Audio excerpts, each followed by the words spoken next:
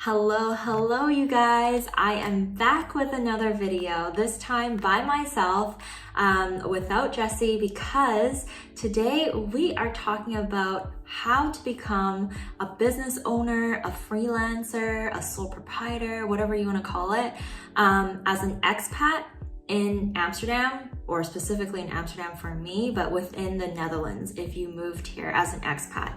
So on this channel, we've talked all about how to find a job, what Jesse's job experience is like here, and all that fun stuff. But we actually haven't really touched on what I do, which is I'm a business owner. I started a business when I moved here, and then I registered my business in the beginning. So if you are interested in moving to the Netherlands to start a business, today I'm going to be answering everything from how to start the idea of your business, how to register your business, what to do after you register for your business, and then how to upkeep things like taxes and administrative work after you are starting your business.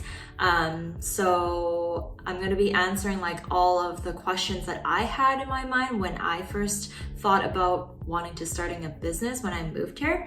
And then if you guys have additional questions about anything afterwards, feel free to leave it in the comments, and I'm happy to either answer them if they're short ones in the comments below, or I can make a follow-up video on all of your most commonly asked questions. All right, so let's get right into it. Let's start a business. Okay, just to give you a little bit of a background, so me and Jesse originally came from Canada, Vancouver, Canada, and we moved here 2 years, well, a little over a year and a half now.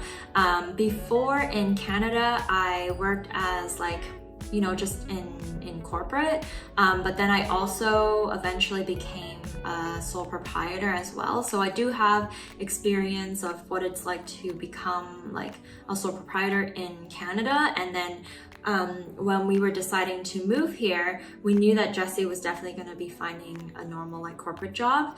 But for me, I was kind of deciding between finding a job or starting a business, leaning more towards starting a business. But I had so many questions before I moved here, legally, am I allowed to do that? How, tax-wise, if I'm an expat, does that change anything about how I pay taxes? Do I pay more taxes than a normal person because I'm an expat?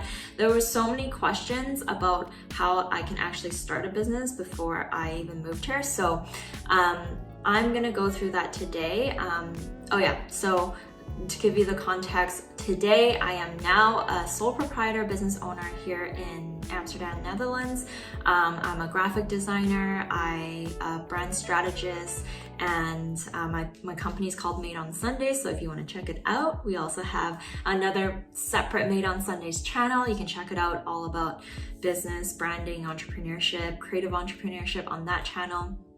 But with that being said, let's get right into it. So number one thing, I'm just looking down because I have my notes here because I want to be as thorough as possible in this video. So the number one thing I want to talk about when you are starting your business is you need to have a permanent residence or some sort of valid residential permit to be able to live here in the Netherlands first before you start a business here.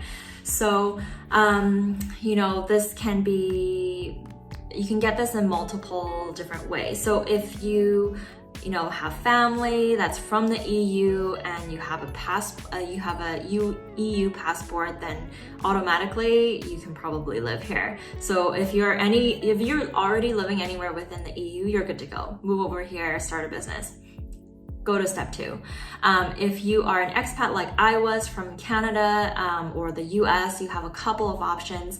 So number 1 is, for me, I was able to get a spousal permit or a spousal visa because the company that hired Jesse actually sponsored the both of us to move here together. So they sponsored Jesse And then I was a spouse of Jesse. We weren't married at the time, but I think it might even work if you're common law. We have some friends who do that and they're not married, and that was possible. So if your spouse is planning to look for some sort of like a white collar corporate job of some sort that's like probably manager level and up, there's a really high chance that if they are applying for like more of a bigger international company, they might be willing to sponsor, well, they'll have to sponsor your the person that's coming over in order for them to move over here, but then make sure to ask them if they will also sponsor the spouse or you, whoever is needing that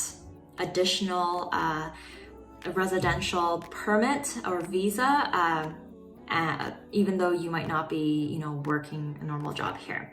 So that's how I got my visa, so I'm able to move here and live here. For you Americans out there, I know that there is like a special treaty for you. I think it's called the Dutch-American Friendship Treaty. I'm going to leave all of the links that I talk about in the comments below, so you can go look it up. I'm not American, so I never did my research on it, but I have heard that it is not that hard to get, and I believe you get like a year or two here or something like that. You just need to prove that you need to have like an amount saved up in your savings account, so you know that and that you don't spend, and then there are other, like, you have to obviously fill out a form of some sort to prove something that you're starting your business or something like that. So it's not that hard to get, I heard, so might be something to look into. So let's say you don't have a spouse or anything, you're moving here by yourself, you just want to live here for a couple of years to like try out starting a business, then this Dutch-American Friendship Treaty is something you need to look into if you're American. The third way to get a resident permit is to sign up for the startup visa. So this one I said last because I've looked it up. I was like so confused when I was thinking about starting a business here before we moved here. I was like, okay, if I can't legally work here, how would I get a visa to start a business? So I looked up the startup visa that they have in the Netherlands, and it is so incredibly hard to get. Like, there's so many different things you have to go through. You need to prove that your business is I don't remember what they say about that, but I think it has to like give to the Netherlands economy, the Dutch economy. So how does your business actually contribute to the economy here? Which for me, my business is a graphic design business. There's a lot of graphic designers in the Netherlands, so it's definitely not like innovative of any sort. And in fact, most of my clients are North American, so it's really not other than making money and paying taxes in the Netherlands, it's not really giving to the Dutch economy at all. So it would be incredibly hard to prove that. You need to write up a business plan, and you need to show that you have made money in this business, that it is a viable business. And there's like this whole thing you have to do. I think you have to get a mentor or something to prove that you are working towards growing your business. It's like, I heard it's really hard to get. So something to look into if you're like, you know, thinking of something really innovative, like something in technology or sustainability, something that's like super like a real innovative business, then maybe look into this. But those are the different ways you can get a residence permit. So you need to be able to live here in the Netherlands before you can start a business here. And why I say that is because you need a BSN number. So a BSN number is kind of like your identity number here in the Netherlands. You will get this once you're able to live here, and then you need your BSN number basically to do anything here in the Netherlands. Get a bank, get a phone number, you know, start a business, get healthcare, all that stuff is linked to your identity number. So once you have your BSN number, you're good to go. You can now register your business. All right, second step. The second step of starting your business now is to identify what your business is going to be. What is the legal structure? What is the name? You know, what is your business? Like, so number one thing is picking your legal structure. So this could be like, for me, I'm a sole proprietor. It just means that Cheryl Chan, is the business. We're legally tied as one. So if any money that I make from my business is considered my personal income, so it is going into my personal income taxes. Any money that I lose is coming out of my own personal bank account. If my business goes bankrupt, it means Cheryl Chan goes bankrupt because I am legally just one as with my business.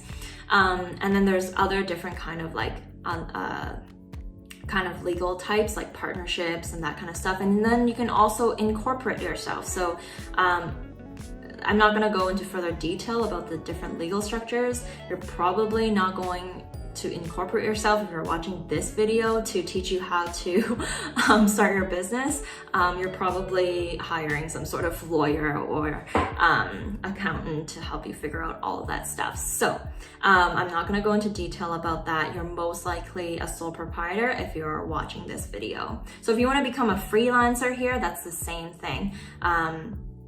As long as you are making money with that hobby that you might call, or like you're just making some side cash or whatever for a little service that you're providing, that is considered a business and that is considered sole proprietorship. So you have to register yourself as long as you are making money.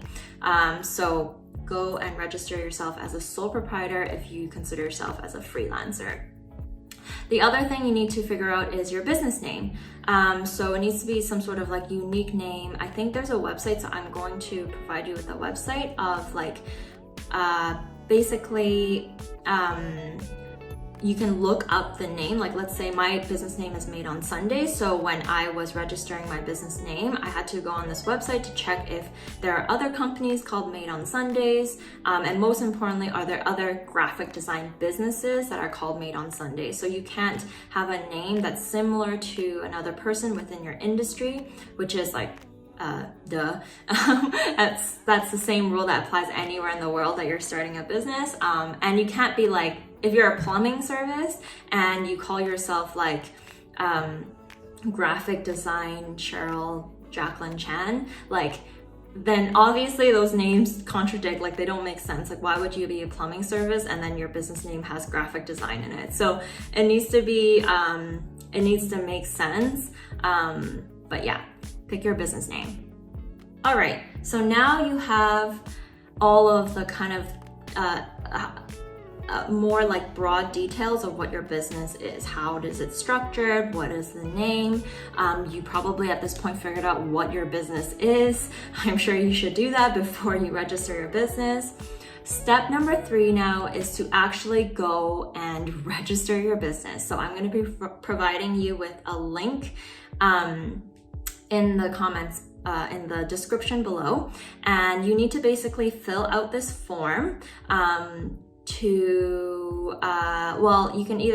you have to fill out this form for this appointment in order to register your business. So on the form, it's like 1 page long or something, and it asks you like some pretty basic questions about like what your business is, what it's called, what you're doing, why you're starting this business, like all of that kind of like basic stuff. It shouldn't take you too long. And then once you have that form filled out, you can either make an appointment by calling or online, which I would recommend doing that. Again, I'll provide the links below. And then on that, it's like really easy. You just make the next appointment available. And then you have to go to the appointment in person. I don't know during these COVID times, I'm pretty sure it is still open in person, because for any kind of administrative type stuff, it's still open right now. So you probably still have to go in for the appointment. And basically with this appointment, you just need to bring your identification, a credit card, some form of payment, and also the completed form that you just printed, basically that you filled out and printed out. One note on the form is that the form is in Dutch, but then I believe they have an English version of it so that you can fill out, but you still need to fill out the form in Dutch. you still need to provide them with the Dutch version of the form. So I would just do 2 versions of it, Dutch and English, so that you know what you filled out. And then there aren't that many questions that requires Dutch. So what I did, I just Googled, I think there's just one question there that you need to write in like words, like most of them are just like numbers and stuff. So I would just Google translated. I know that's pretty bad. You can probably hire someone to translate it for you if you have a friend, but it's really like basic, like 1 sentence. So I'm sure Google Translate's fine. I translated it. I think it was just like what your business does, and it was just like graphic design services. So it's really easy to translate that. So I just translated it and then I put it into the Dutch form.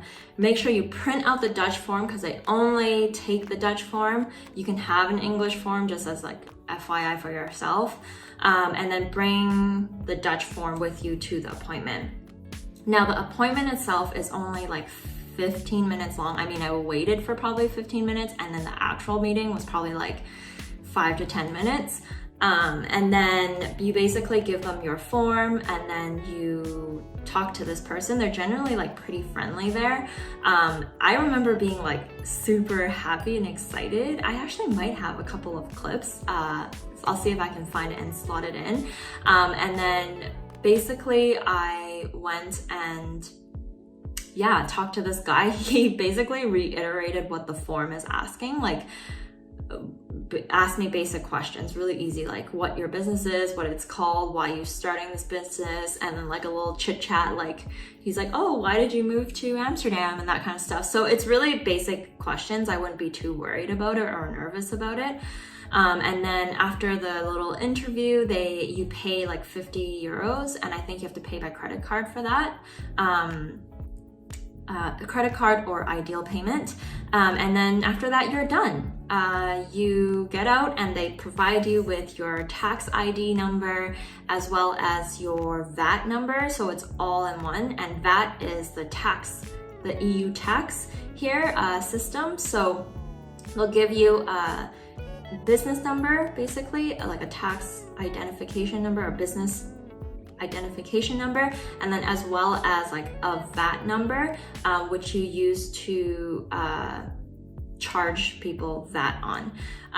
And they do it all in one sitting for you, so you don't have to register for tax payments separately. And that's it. Basically, after that point, you are registered as a business, baby. All right.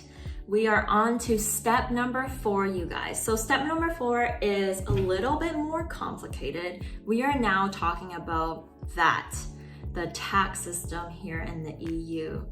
Oh my gosh, it is very challenging. To me, it's very difficult to understand, and it took me a lot of like research and like talking to people to kind of really understand how it works.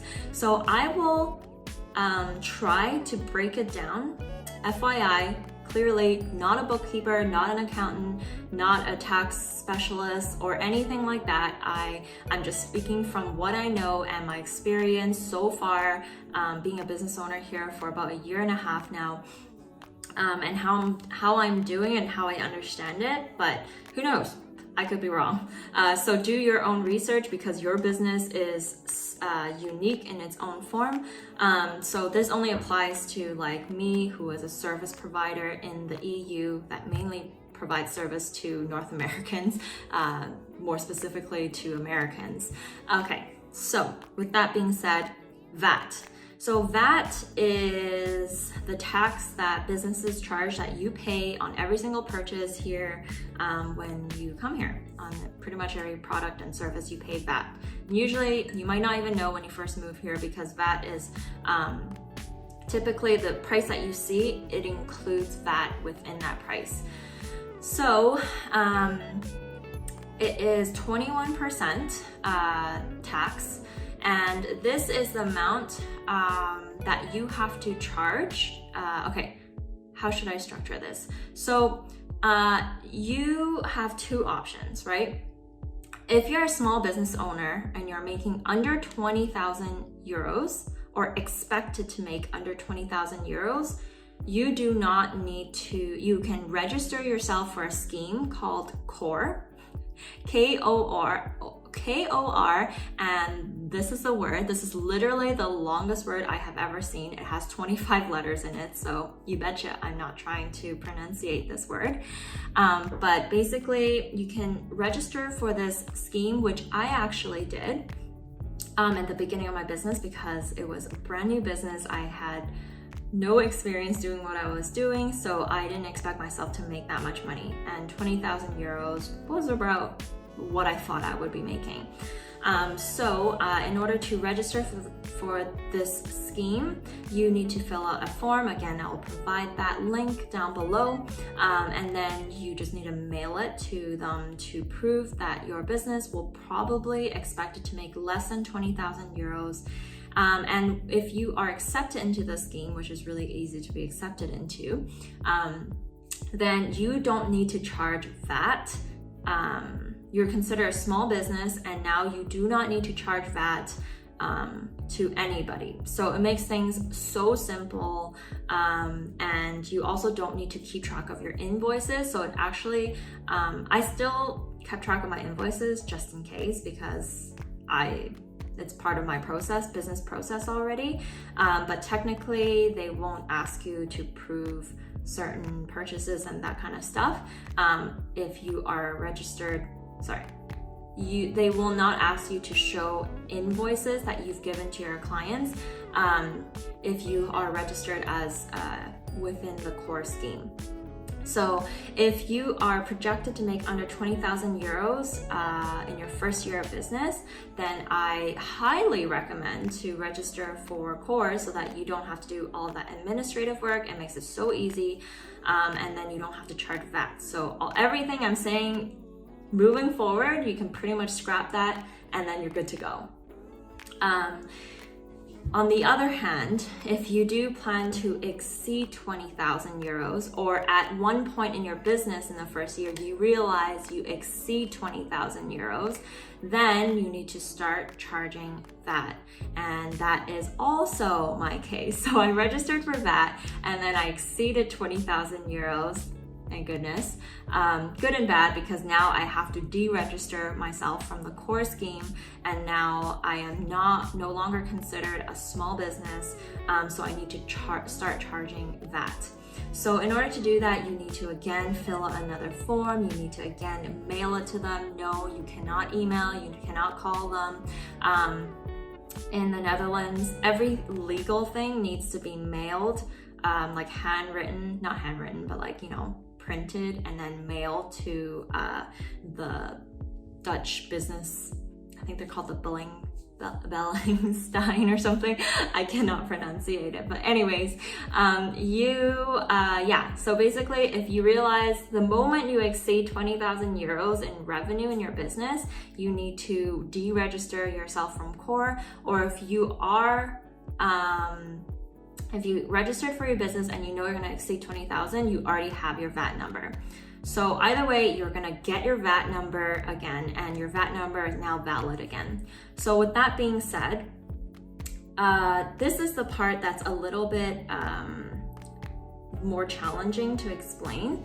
And this is how I understand it from a Dutch business owner. So don't quote me on anything. This is just how I understand it. But basically, if you're a Dutch business owner, you need to now start charging 21% VAT on anybody that buys anything from you, product or service, whether they are a business owner or not. So you need to charge that 21% within the prices that you are charging to your customer or client. If your customer or client is within the EU but outside of the Netherlands, if they are not a business owner without a VAT number, if you're selling to someone that does not have a VAT number, then you need to charge them 21% VAT. If you're selling to someone that does have a VAT number, meaning they are a business owner also paying VAT, then you can do something that's called the VAT reverse charge.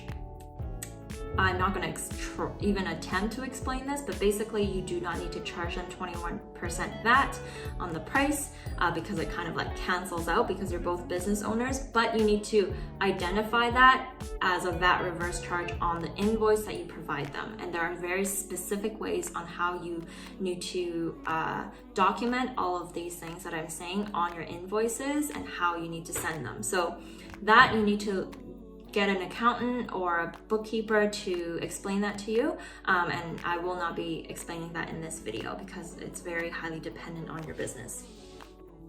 All right, so that's everyone within the EU. If you're selling to anyone outside of the EU, which is my case, most of my clients are Canadian and American, you do not need to charge VAT or pretty much any taxes to those clients. So in my case, it's really easy. I basically just charge them the price and they are VAT exempt. So within the Netherlands, I'm good to go in terms of tax, don't need to charge it to them.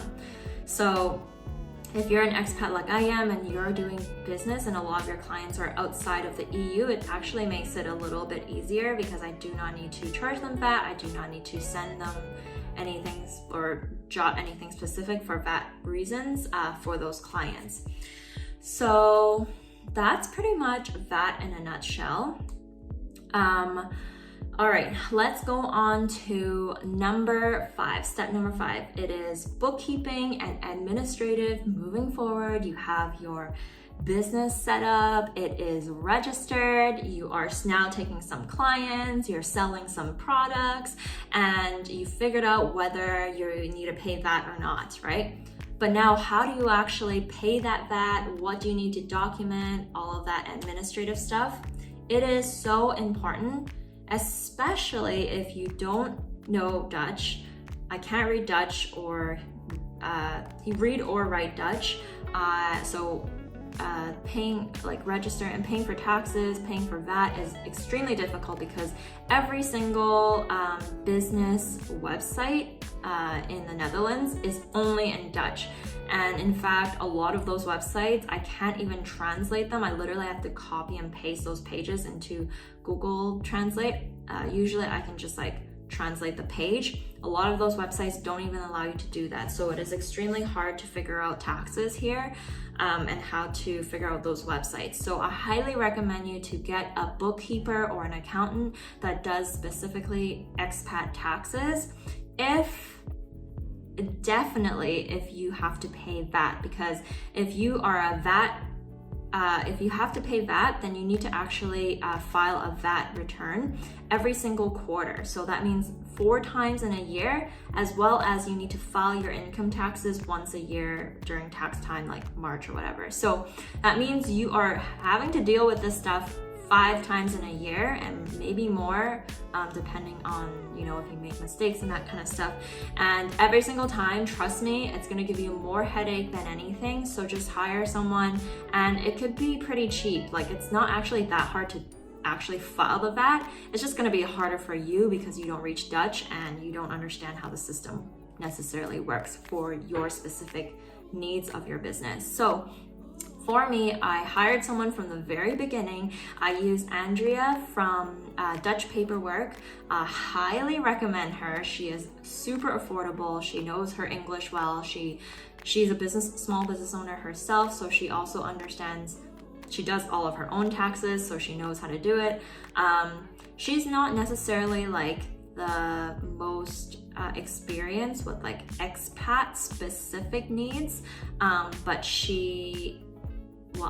most of her clients are expats, so if she has that specific experience that's similar to your case, then that's great. But there aren't that many like specifically expat needs in terms of taxes. So you're paying the exact same taxes as if it was anyone registered as a business here. So it's not like that makes that much of a difference.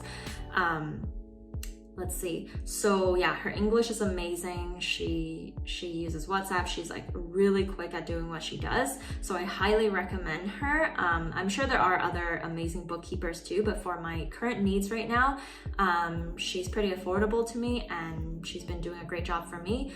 Basically, she's filing all of my VAT returns, all of my income taxes every year, and anytime she needs I need someone to help me translate something, she'll help me translate it. She'll write the letter for me. She'll even mail the letter for me if I asked her to, I'm sure. And so yeah, there's plenty of benefits. She also called the tax people for me. Like, I had this really very specific question that I needed to be answered for my business. It was specific to the COVID relief here. So during the pandemic, small business owners or any business owner got like to register for these credit reliefs basically. And so I had a ton of questions, whether that money, it will be part of, you know, my income taxes, all of that kinds of stuff. She actually took her own time to like call for me, because all the people there speak Dutch. It would take me forever to try to figure out how to get through all of those systems. She actually called for me and asked my questions for me. So that's another perk of hiring a bookkeeper that can translate for you and that speaks Dutch. So yeah, basically highly recommend. She's amazing. And not that I highly recommend her, which I do, but highly recommend just getting an English and Dutch speaking bookkeeper, so that they can do everything for you, because it's completely worth it. All right, so that's pretty much it. That is all the way from figuring out how to live here to start a business, once you have your BSN, how you register your business, and then after you register your business, how to make sure that you are registering as the correct tax payment holder, and then afterwards how to actually manage and do all the administration for your business taxes. So I hope you guys found this video helpful. I know it would have helped me tremendously when I was first trying to figure out how to even move here to start a business, and whether I need to have special visa in order to start a business, or whether it's different for expats. I hope this kind of clarified some of those easy to answer questions for you. Again, I am not an accountant, not a bookkeeper, not a specialist in any of this.